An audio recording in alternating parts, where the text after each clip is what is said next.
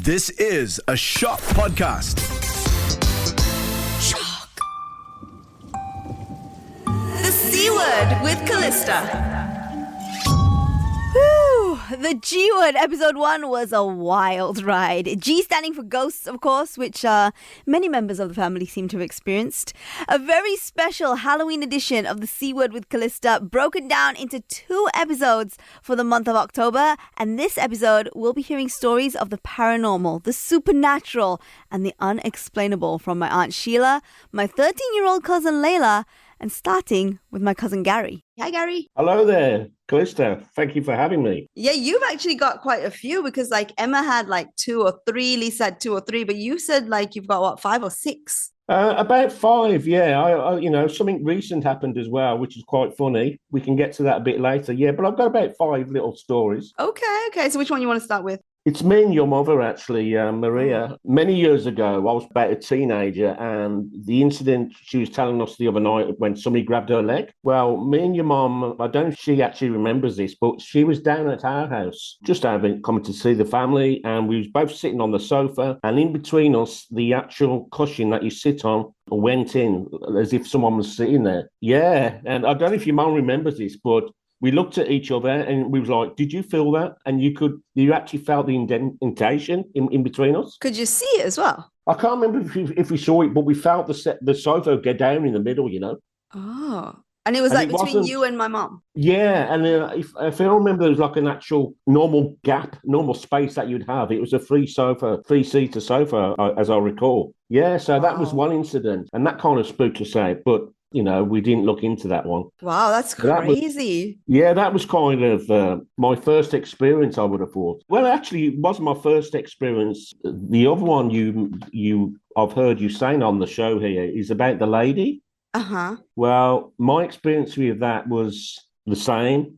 One night I was in bed and I was woken up and I saw this lady at the bottom of the bed, sitting there on the bottom of the bed. And clearly see that she was a lady probably in her 70s at the time. The only way I can describe her, she had great, lovely grey permed hair, curly hair. Okay. And thick framed black glasses. And she was looking at me and she had a black shawl. Uh-huh. She had one of those on. And at the same time, my mother was coming up to bed. You had the living room and it was an open plan room, and she was coming up the stairs to go to bed, and she heard me talking to someone. Anyway, the following morning, I said to her, was you in my room last night talking to me? Well, I was kind of confused because I couldn't, obviously it didn't look like Mum, but that's what I said at the time. And she said, yeah, that was me. A few years later, we had this conversation. Mm-hmm.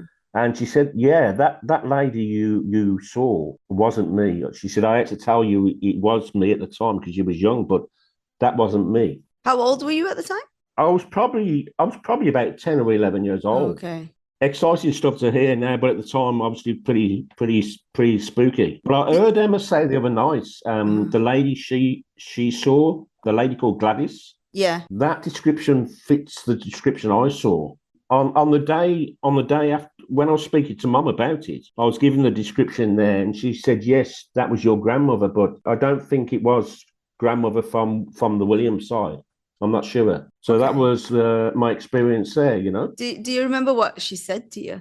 No, I must have just been, hello, how you doing kind of thing, But Mum clearly heard me talking to someone from outside of the room. That's all I can recall on that one, So, yeah, okay. That was that one. The other one, it's about cousin Darren, and It was in the summertime. I was working at a car auction site, and my job was to appraise the vehicle. Okay. Checking the car over before it goes on for sale. I was in this car doing my job there, and something made me look behind into the passenger seat, and I recall clearly seeing cousin Darren going through one side of the car and going out. Just passing through? Yeah, just passing through. And it made me think, but I clearly saw him with, he used to always wear like a brown short woolen jacket with the big collars and like silk buckles on it or something, Mm-hmm. And he had that on. I was quite excited at the time. It brought a smile to my face, but I went up to the top of the yard where we was working, and I said to a couple of people, I was just having an experience, but they thought I was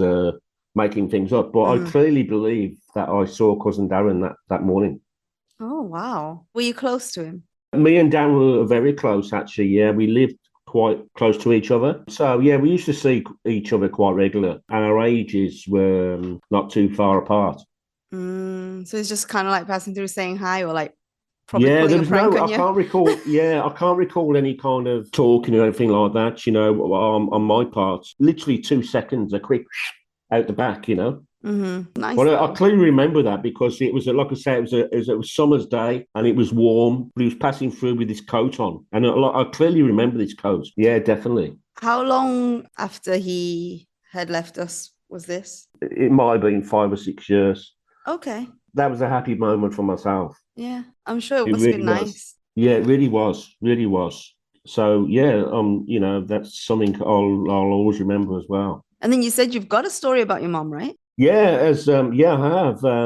As we all know, Mum was very talented, I would say. She was the gifted In one. Yeah. Yes, most certainly. And on occasions she used to do the automatic writing. Mm-hmm. And one day she was doing this. We wasn't aware. Well, I wasn't aware. Me and Keith, which is my stepfather, we was there, and Mum was doing this writing. And all I recall, she was in like a trance. And again, it was a summer's day, and all of a sudden, everybody went very cold, Oh. very cold. And Mum said, "It's okay, it's okay." She was doing this writing, and she said, "It's okay. Your granddad, Granddad Williams, has come here to make a visit." Oh. And so, again, it brings smiles to your face. Yes, and that's again a moment I will always remember. She said that while she was still in the trance or when she came out of the trance? When I say she was in a trance, she was just concentrating. Uncle Wally would know. You just go ahead with the writing. You're not actually writing it yourself. It's coming through the spirits, so they're writing. So she wasn't so much in a trance. It's concentration, really. So yeah, she was saying that your granddad is here and he's come to make a visit. Do you remember what Oh. she actually wrote when she was doing the automatic writing? No, I did have a look at the writing at the time. It must have been about an A4 size of paper she'd written. I can't recall what was written though. In Nellie Williams's house many years ago. Well, I had a similar encounter there, and in the same area, the cloakroom area. Oh. As they were saying. Uh-huh. Well, as a teenager, I used to go around, and Aunt Karen used to have this small room there by the front door as a music room. So it was quite funny. You'd go there, and you'd literally have to knock on the door before you entered into Karen's room, and we just listened to records. She had a massive record collection, and a few of us will remember those moments when we used to go around and spend most of Saturday listening to the records with Karen. Like I say, you had to knock, otherwise I think Karen would get quite upset if we didn't knock before we entered. Understandably so. Yes. But the encounter I had was I was leaving the room one day for a break or to go home or something, and I too saw this figure from behind going in front of me, going towards the cloakroom area. And all I recall was a tall gentleman figure, completely in black clothes, long black hair. And the only way I can describe it is like a pirate, Captain Hook, that kind of figure from behind, very, very black, very dense, very thick. And it just walked for a couple of seconds and disappeared into the in the cloakroom area. I can't recall it going through the wall or something, but it just disappeared. Wow. And I think I went back to Karen and said, I just experienced something in that. So whether that was before Emma and Lisa saw that, I don't know. That'd be interesting. Yeah, it would be interesting to like kind of match up the timeline. Yeah. They said it was not long after like Nanny and Darren had left. Okay, yeah. Well, I was in my teenage years, like I say, and I was around there most Saturdays. So that was before then? I would have thought, yeah. And you've got one last story, I think? Yeah, one last story. It's not really a spooky story. It happened very recently. Came home from work and I've got a small kitchen area. So I decided to cook some fish, put it on the grill. Mm-hmm. I've came into the living area, the living room, put the TV on, sat down, started watching the TV. All of a sudden, I could see that the grill is on fire. Okay. So what I've been having recently, and it happens every night, whether it's electrical fault, I don't know, but if I've got the kitchen lights on, every now and again, about 20 minutes or so, the lights go out on their own and they come back on after about 3 or 4 minutes, something like that. Mm-hmm. And that happens. But what spooked me out is during that time of the fire, the lights stayed on. But I decided I saved a bit of the fish because you can't waste food. I decided to save a bit of the fish. Although it was burnt and crispy, and I ate that. But while I was eating it, the lights went out. But like I say, what spooked me out is when the fire was going, Mm-hmm. the lights were on. So I felt that was a kind of a safety thing. Yeah. So these lights, they go off. Like I say, they go off every night, and that's the only place they go off in the flat here. Mm-hmm. You ever asked anyone to check it or yeah, I've management? asked my landlord. My Mm-hmm. landlord, I've told him about it. About 3 weeks ago, it's been going on for about 2 or 3 months, but I decided to mention it to the landlord. Well, I said, you know what, it hasn't been happening recently, but if it continues, I'll certainly let you know. Every night they go out and they come back on automatically and they go off. But when the fire was ablaze on the grill, the lights stayed on. Wow.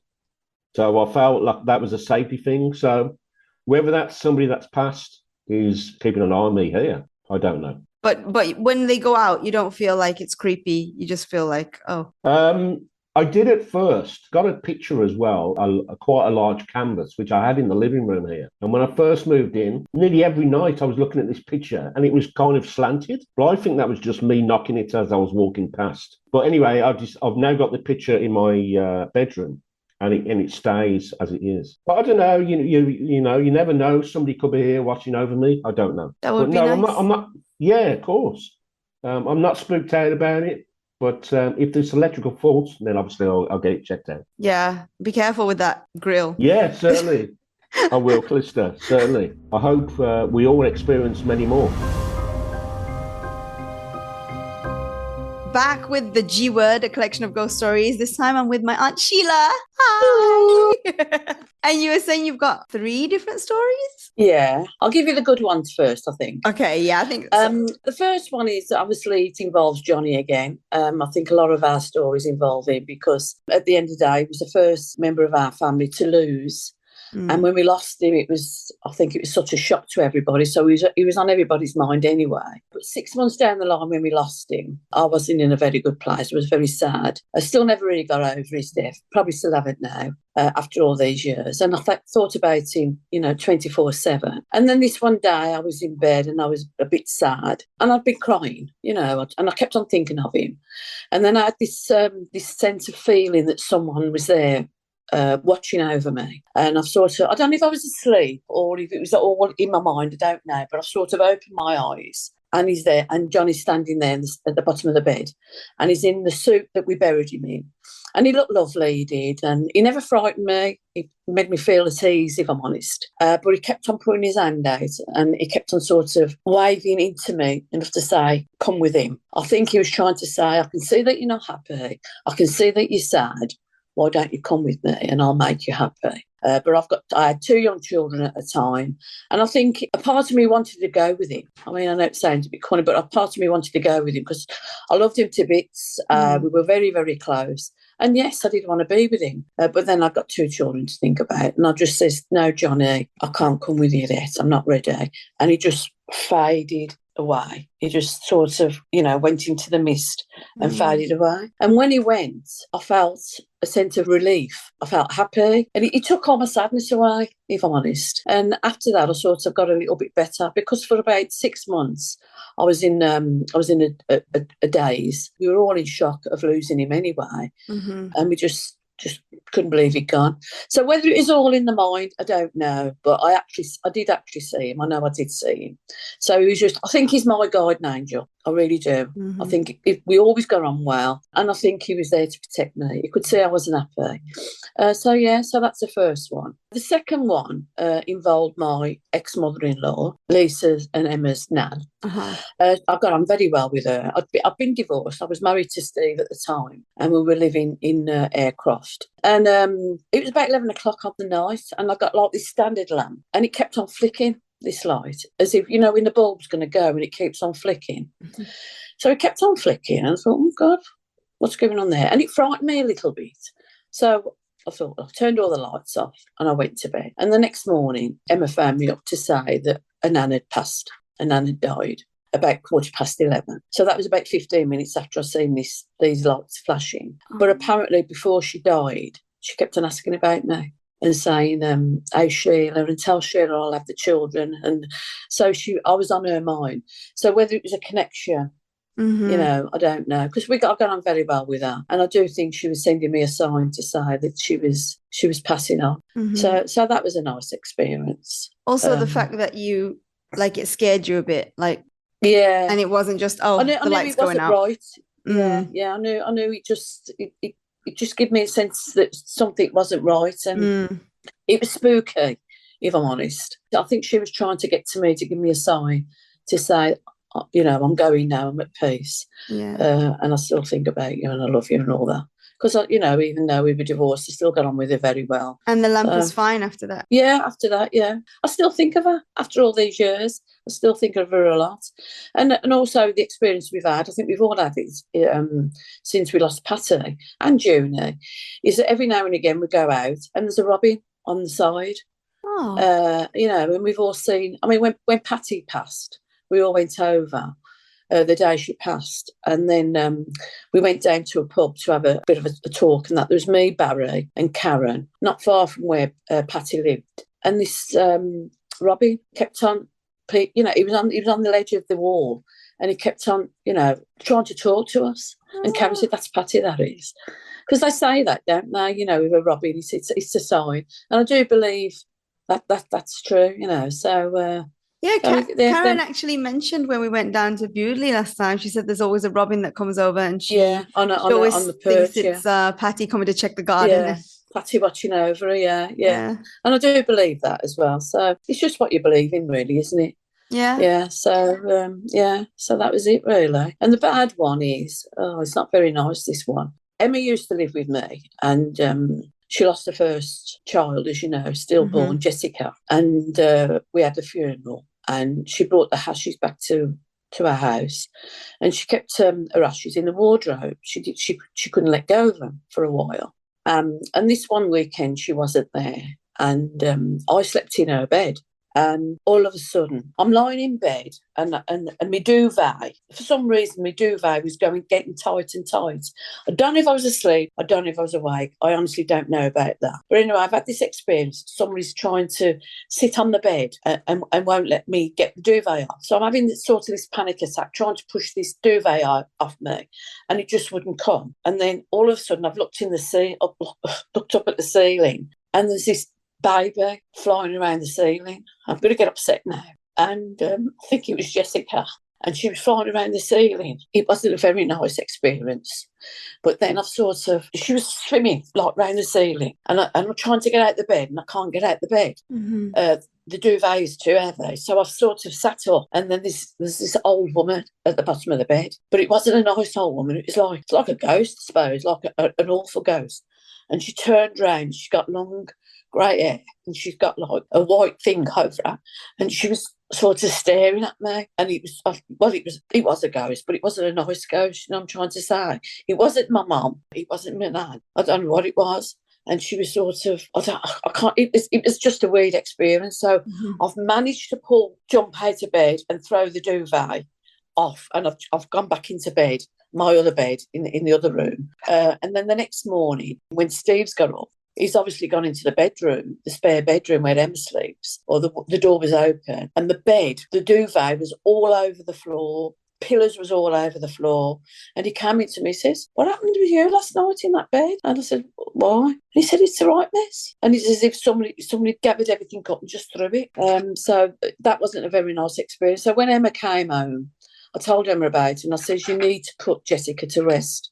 I do believe she was trying to tell me that because her ashes was in the wardrobe, and she just never put her to rest. And I said, you need to put her to rest and put her at peace, because she's not at peace at the moment. And this woman was trying to tell me, she needs to do that. And then we did about two or three days after, we shattered her ashes over her granddad's grave. Everything went okay, but it was like a nightmare. And I think that's what it was with Jessica. And after that, everything was okay. Was at peace with it.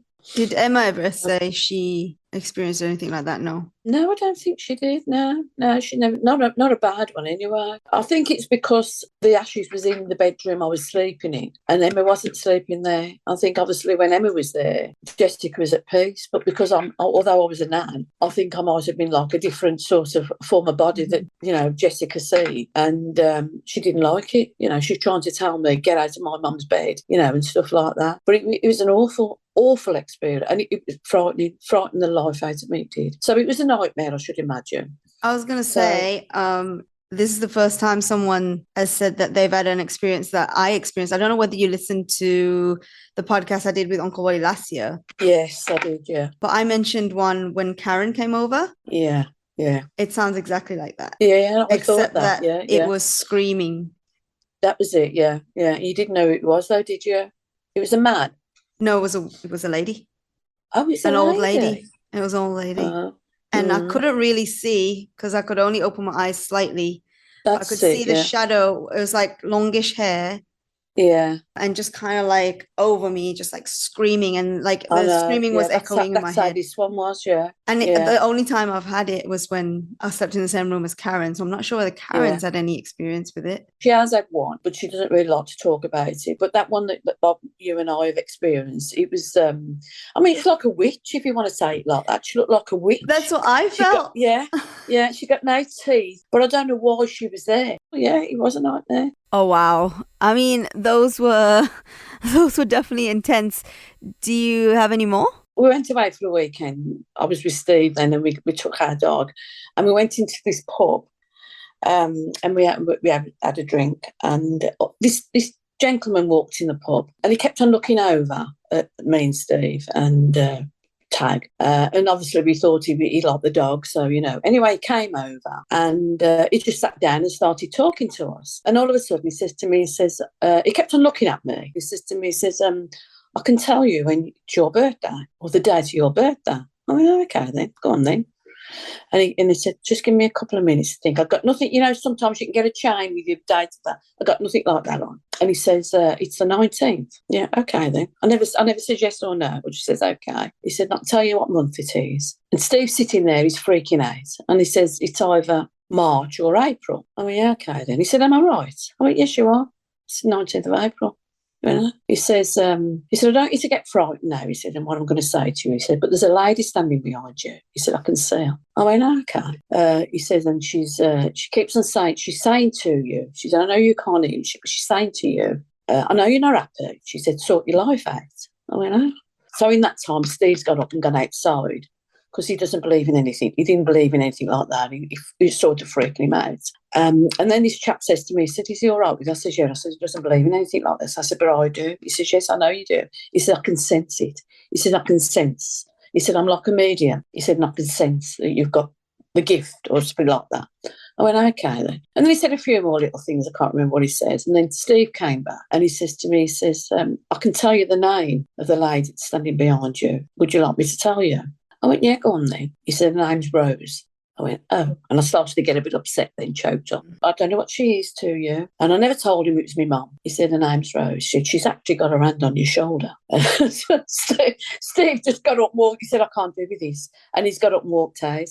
And this chap says to me, your mum's saying to you, sort your life out. Me and Steve was going through a bad time then.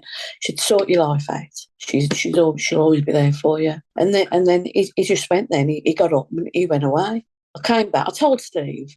He did believe it because he heard it. So anyway, cut a long story short, we was going home. So we went outside to get a taxi to go home, and we was waiting for this taxi. And there was these men out there, and Steve was talking to them, and Steve says, "Blimey, that bloke's weird in there, you know." And this chap says, "Which bloke?" Said, "That bloke was talking to us." In the meantime, Steve had says to this chap, "Oh, do you come to this pub often?" And he says, "Yeah." And he said, "I'm here every day. I'm a regular." And that was it. So anyway, we were sitting outside waiting for the taxi.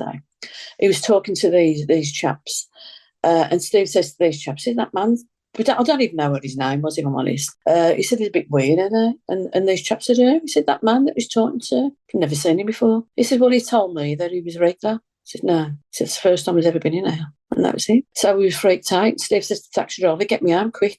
And Steve must have believed it, because when we come back home, when we went out, he told everybody about it. He said, and it's the first experience that he'd ever had. Because he mentioned Rose, which is my mum's name, and he got my dad's birth dead on. So I don't know what that was. I just don't know what that was. It was him like needing you to believe him before he told you what the message was, I suppose. Yeah. But it's weird that Steve sounds like Dad. Dad's always like, don't believe, but he freaks out about it. If you don't believe, why are you freaking out? Yeah. Well, I think a lot of men like that, they don't believe in it anyway, do they? But he's I mean, when we used to always have like talk about it, and oh God, a lot of rubbish. Whether he's experienced it since anyway or before, I don't know. But that was the first experience he ever had with someone saying someone's name, and they were standing, because he said the woman standing behind you, she's got her hand on your shoulder. That freaked him out. And when he says Rose, he knew. Where would he get? I mean, it's not like a common name like Kate or whatever. It's Rose, you know what I mean? It's an unusual name. Then it was anyway. So I mean, well, you know, my mum's name was Rose anyway. So yeah, so that was another experience. I'm here with my second cousin, Laila, who is only just turned 13, right? Yeah. And when I was talking to her dad, my cousin Adam, he was like saying she's had experiences that he didn't even hear about, and you were just completely unfazed by them.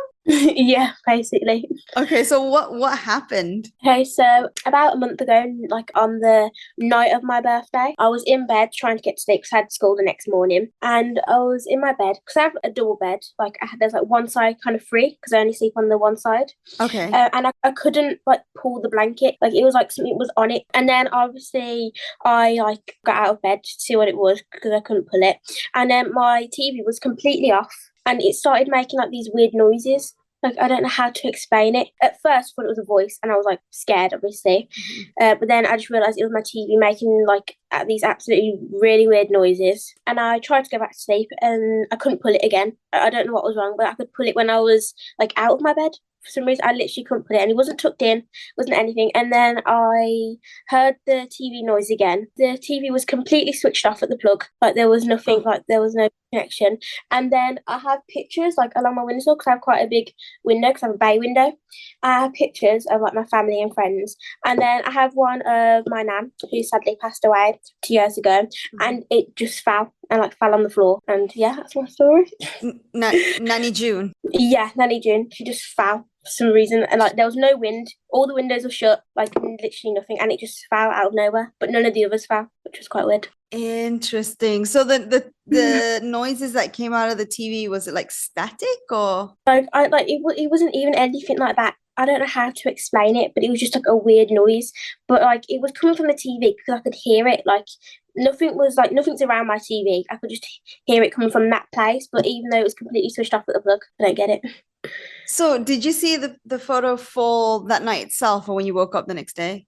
No. Did you still feel scared at that point, or did you feel like, oh, like familiar maybe? Yeah, I didn't feel scared because I knew that the TV wasn't a voice, because obviously, yeah, I just knew it wasn't a voice. And then it obviously fell. I was a bit like shaken, but like I knew I had to get up for school in the morning, so I just thought, oh, I'll just leave it and I can talk about it tomorrow. When I actually woke up, it was like lying down, which was quite strange as well because I put it back up. Oh, yes, it must have fell again while I was asleep or something like that. Maybe she was coming to say happy birthday. Yeah, that's what was quite strange because it was on my birthday. It wasn't like like regular day. It was on my birthday. Was that the first time something like that happened though? No, like I have a little story. A week before that, when I went to the toilet because I was watching TV and I went to the toilet and it was about like before bedtime as well. So I turned off all my plugs and everything, and then I came back in and my remotes weren't where they normally are. Like I put them like on the TV stand, but they were on back on my bed, which is quite strange. Oh. So yeah, and then also my because I have a sofa in my room, like in the corner of my room. My bed's over the other side. One of my teddies I got was like flung all the way across the room. It was like on the floor, like beyond my bed point, and I didn't really get that because it was on the sofa when I went to the toilet. Oh wow. Did that not freak you out though? No, I just thought like my brother had been in and like done something stupid because like sometimes he likes to like mess around. Brothers. But like yeah, so I went into the room and he wasn't even there. He went to the shop while I was in the toilet that I didn't even know. And when he came back, he said, "Nah, I didn't touch your stuff," and I believe him. Has anything ever happened like when Nanny June was still with us? No, I don't think so. That's like some of like the first times I've encountered like ghosts or like stuff like that. So yeah, when Nanny June was near, like no, nothing ever happened like that. So how do you feel about all of this stuff? Like, because I know like with your dad's generation and everything, like we all kind of like quite strongly believe in it. But this is the first time that I've been speaking to like your generation, which is basically my second cousins, the kids of my actual cousins. So how do you feel about it all? I quite like it. Like I like to watch stuff on TV about ghosts. I like ghost films. Sometimes I watch them with dad, and yeah, I'd like it. I don't think it's like scary at all. And do you think like you have like some kind of feeling sometimes that maybe other people don't? Sometimes like on the rare odd occasion or something, like I'd think something and then it would happen, like stuff like that. But yeah, like only like little things, not like massive things, but stuff like little things. But all after Nanny June has passed away, like nothing happened before. Have you spoken to your brother about it? Sometimes like, he says he feels some stuff, but he hasn't really like gone into depth or anything like that. Okay, yeah, because now I'm curious about like what you guys have experienced or felt, because I didn't think of asking you guys until your dad said like you've had experiences. And I was like, oh, okay, maybe it has passed all the way down. Yeah. But it's good that you weren't scared or anything when it happened. Yeah, I wasn't scared. I was just thinking about school and getting up in the morning. Life must go on. Yeah. Okay, well, are those the only two that you like really experienced? This is one of the first times actually that I've experienced like kind of strange things. But like I've got like a massive bay window, so there's like quite a few windows on there, and like all the windows were shut because like it was last year, but it was in like November time, so it's like quite cold here when it's like that. I can imagine. It was like snowing one of the days as well, but this wasn't the day it was snowing, and all my windows were shut because I wanted to keep the warm in. And like my blinds were open because it was like in the middle of the day, like kind of. But I had been to a sleepover the previous night, and with sleepovers sometimes you don't get a lot of sleep because we were talking and that. So when I got home, I was quite tired, so I was trying to go to sleep again like the other time, but I thought I'd just leave the blinds open because I can sleep in the dark or the light. And I felt like this breeze come through. My door was shut, like there was no one else in the bedroom, like not my cat or anything like that. The windows were shut, and I just felt this draft come through, and it was like quite cold. My room was quite warm because obviously it had the heating on, and I was in quite like comfy pajamas that had like long sleeves on and long bottoms. I don't know how to explain it, but it's as if like someone had like come through the window and like gone out, if that makes sense. Oh, I don't know if that makes sense, but yeah, it was like quite a cold, chilling feeling, and obviously I got so cold, like ice cold the feeling was. So obviously yeah, I got up, but yeah, that's another one I forgot about until I looked at the window just. That was like last year? Yeah, that was last year in like November kind of time. Still after Nanny June passed away. Do you ever feel like maybe she would come and visit? Were you close? Yeah, we were really close. I was like quite close to her. I'd see her like quite a lot. It's nice, right, to kind of like think, oh, maybe she's just coming to say hi. Yeah. Thanks for sharing the stories. That's really interesting, especially the one with the photograph. Yeah, thank you for letting me share them. And with that, we've come to the end of the G Word, a collection of real-life ghost stories. I hope you've enjoyed being spooked this Halloween, and if you're curious to see what everyone looks like, go follow us at the C Word with Calista on Instagram, because I promise you, watching the stories being told is a whole new experience in itself. The C Word with Calista.